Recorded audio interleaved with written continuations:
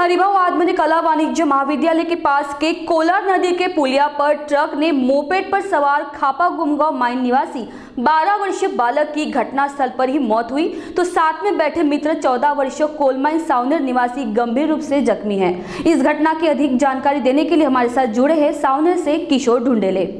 हरिभाव आत्मनिक कला वाणिज्य महाविद्यालय के पास ये जो दुर्घटना हुई है, जिसमें एक बच्चे की जान गई है और एक बच्चा गंभीर रूप से घायल हुआ है, क्या वजह है इसके पीछे किशोर जी?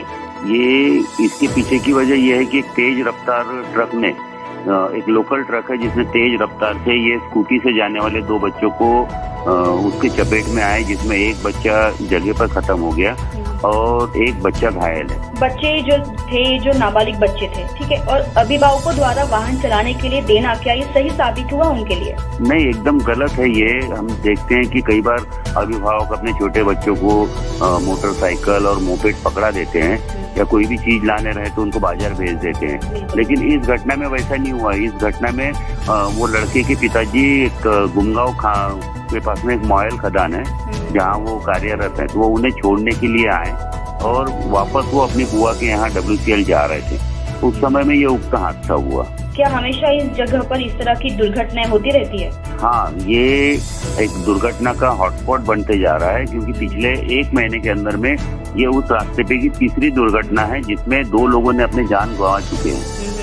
यहाँ पे चारों ओर बाईपास रिंग रोड होने पर मध्य से भारी वाहनों की आवाजाही होती रहती है, क्या इसमें प्रशासन ने कुछ बंदोबस्त कर रखा है? प्रशासन ने लीपापोती करते हुए अपने ओर से तो प्रबंध किए हैं। जो एक छिंदवाड़ा रोड के ऊपर में उन्होंने बैरिकेड्स लगा के वहाँ से जो छिंदवाड़ा रोड की तरफ से जो ट्रैफिक जो अभी आ रहा है, और एक जबलपुर हाईवे बनने के कारण सब में ज्यादा ट्रैफिक अभी छिंदवाड़ा रोड के ऊपर में बना पड़ा हुआ है, तो वहाँ से नागपुर वाड़ी जाने वाला, अमरावती जाने वाला जो वाहन है, वो वाहन उधर से न जाते हुए, क्योंकि उधर से जाने से उन्हें एक 12-13 किलोमीटर का फेरा पड़ जाता है, और बस्ती के अंदर से अगर वो वाहन जाते हैं तो उनको लगभग 1.5 से 2 किलोमीटर 3 किलोमीटर का ही वो रास्ता पड़ता है। तो वो रास्ता काटने के हिसाब से 1.5 लीटर 2 लीटर डीजल बचाने के चक्कर में वो अक्सर बस्तियों में से जाने लगते हैं। और साथ ही खापा नदी की कनान रेती के बारे में तो ये सारी चर्चाएं हैं ही कि वो वहाँ से जो वाहन, अज्ञात वाहन और बिगर नंबर प्लेट की वाहनें बहुत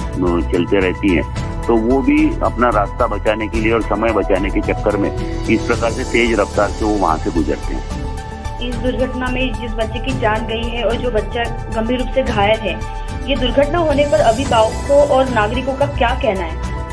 नागरिकों की तो तीव्र प्रतिक्रियाएं हैं कि वैसे देखा जाए तो ये एकदम शहर का व्यस्ततम ऐसा भाग है।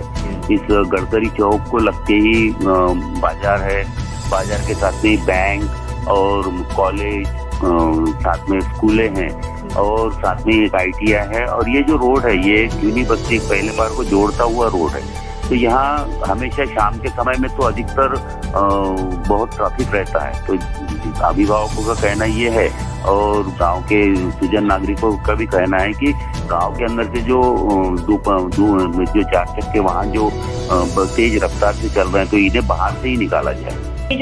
जब दुर्घटना हुई, पुलिस ने क्या कार्रवाई की और ट्रक चालक पकड़ा गया क्या?